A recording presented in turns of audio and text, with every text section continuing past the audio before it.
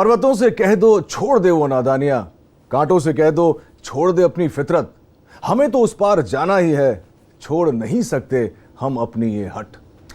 यही डिटर्मिनेशन होती है एक सेल्फ मेड पर्सनालिटी की। ऐसे लोगों पर आधारित प्रोग्राम सेल्फ मेड में मैं रोहित रॉय एक बार फिर आप सबका स्वागत करता हूं। दोस्तों, आज हमारे साथ हैं विवेक त्यागी साहब। डॉक्टरों ने इन्हें मानसिक रूप से कमजोर घोषित कर दिया था, लेकिन आज ये इन्वेस्टमेंट कंसल्टेंसी या यूं कहें कि स्टॉक इन्वेस्टमेंट कंसल्टेंसी की दुनिया में बहुत बड़े नाम माने जाते हैं। तो आइए तालियों के साथ स्वागत करते हैं विवेक त्यागी साहब का। विवेक, बहुत बहुत स्वागत है। आपकी कहानी सुनने के बाद मुझे ऐसा लगता है कि अगर इंसान ठान ले तो कोई भी कुछ भी कर सकता है, करेक्ट?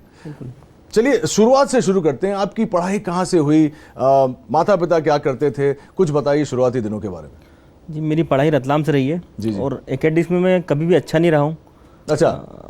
ऊपर से एक किस्सा हुआ कि जब मैं दो तीन साल हुए मुझे स्कूल जाते जाते, या जब 4-5 साल का था तो मेरे सर पे एक बहुत मेजर इंजरी हुई। अच्छा। उसका बहुत लंबे समय तक ट्रीटमेंट चला। तो डॉक्टर ने मेरे पेरेंट्स को सलाह दी कि इसका पढ़ाई में इसका ध्यान इतना नहीं रहेगा और ना ही इसको प्रेशराइज करना है पढ़ाई के लिए, थोड़ा सा ये कमज़ोर रहेगा।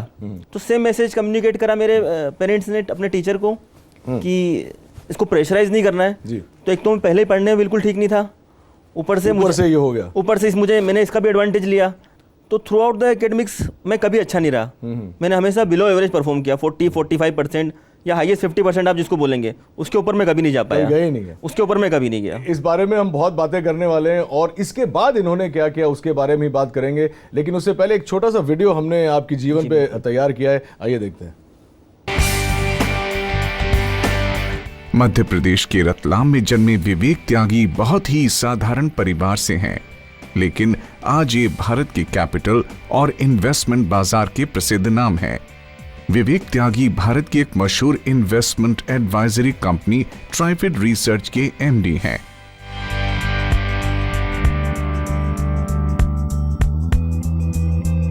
इंदौर में स्थित ये कंपनी हर पल हजारों लोगों को निवेश के बारे में सलाह देती है। विवेक किशोरावस्था से ही शेयर बाजार की ओर आकर्षित हुए और 100 रुपए लेकर इस बाजार में उतरे। शेयर बाजार और इन्वेस्टमेंट बाजार को समझा और फिर कुछ दोस्तों के साथ मिलकर इन्होंने शेयर के बारे में सलाह देने वाली कंपनी खोली। आज तो ये कंपनी भारत की ही नहीं बल्कि पूरी दुनिया की एक जानी मानी कंपनी है।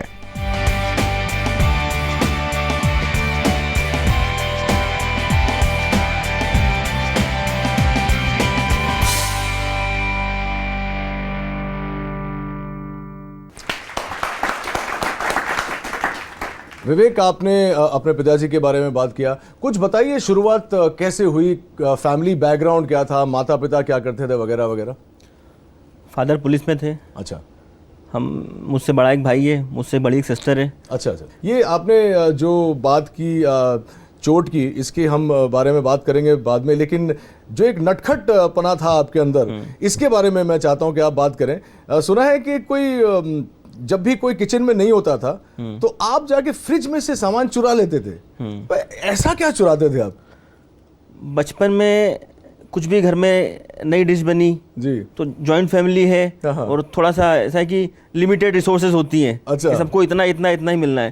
तो मैं और मेरा भाई जो मुझसे 2 साल बड़ा है जी, तो देखते थे जब मम्मी नहीं है किचन में या कुछ और काम कर रही है तो एक किचन के बाहर खड़ा होता था। अच्छा। और दूसरा उस पर हाथ साफ करता था। फिर हाथ साफ करने के बाद हम दूसरे रूम में ले जाके खाते थे उसको, और उसको 50-50 डिवाइड करते थे। अच्छा। और फिर लड़ते थे कि तेरा कितना हिस्सा और मेरा कितना हिस्सा है इसमें। और तो मतलब बेसिकली इससे पहले कि कोई और खा जाए आप लोग वहां से हम लोग उसको साफ करते थे। तो रखवाली कौन करता था और अंदर कौन जाता था? अंदर में आता था। अच्छा। रखवाली भैया करता था और बाद में फिर लड़ते थे उस चीज के लिए कि ज्यादा एफर्ट किसकी लगी है। और इस पे आपको डांट नहीं पिटती थी मम्मी से? पता ही नहीं चलता था। अच्छा, पता ही नहीं चलता, इसका ब्लेम किसी और पे जाता था। इसके बाद आपके साथ में एक घटना घटी थी which actually changed your life. Doctors ने कहा कि ये मानसिक तौर पे काफी कमजोर है। वो कैसे हुआ, क्या कुछ बताइए उस घटना के बारे में। देखिए, जब छोटा था मैं 3-4 साल था तब मुझे सर पे चोट लगी थी। क्या हुआ था? मैं खेल रहा था और मेरे सर पे आके ईंट गिर पड़ी थी। ईंट गिर पड़ी थी? Oh my God। तो पूरा सर फट गया था। उसके बाद कुछ 10-12-15 साल तक मेरा ट्रीटमेंट कंटिन्यू चलता रहा, तो कोई प्रेशराइज मुझे करता नहीं था। लेकिन जब थोड़ा सा मैं बड़ा हुआ तो उसके बाद मुझे ऐसा लगा कि सभी से एक्सपेक्टेशन होती है कुछ ना कुछ, पेरेंट्स को तो एक्सपेक्टेशन थी, लेकिन मुझसे कोई एक्सपेक्टेशन नहीं थी। मुझसे एक्सपेक्टेशन नहीं थी कि एक गवर्नमेंट जॉब मिल जाए छोटी मोटी तो अपना सर्वाइव कर पाए, क्योंकि मैं इतना साउंड नहीं था, मैं इतना इंटेलिजेंट नहीं था।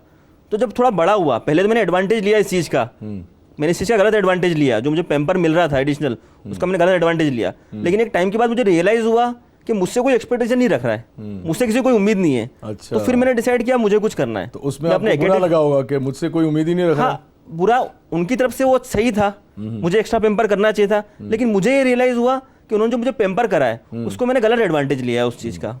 अब मुझे कुछ अच्छा करके दिखाना है। लेकिन जब मैंने काम करना शुरुआत की, मैंने ग्रेजुएशन में बीबीए करा, उसके बाद फिर मैंने एमबीए करा। 12th के बाद मैंने डिसाइड कर लिया था इस चीज़ को, मुझे एमबीए करना है, क्योंकि ये बात है 2000-2003 की, उस टाइम पे एमबीए का क्रेज़ हुआ करता था। जी। तो मैंने डिसाइड कर लिया था मुझे एमबीए करना है, इसलिए मैंने बीबीए में इनरोल हुआ, फिर मैंने एमबीए करा, और एमबीए करने के बाद फिर मैंने अपना प्रोफेशन स्टार्ट किया। तो मतलब बेसिकली ये चोट लगने की वजह से आपने पहले तो उसे इस्तेमाल किया और फिर आपने ये ठान ली कि नहीं, अगर किसी का एक्सपेक्टेशन है ही नहीं तो मुझे खुद ही को कर दिखाना पड़ेगा। आई थिंक तालियां बनती हैं इनके लिए।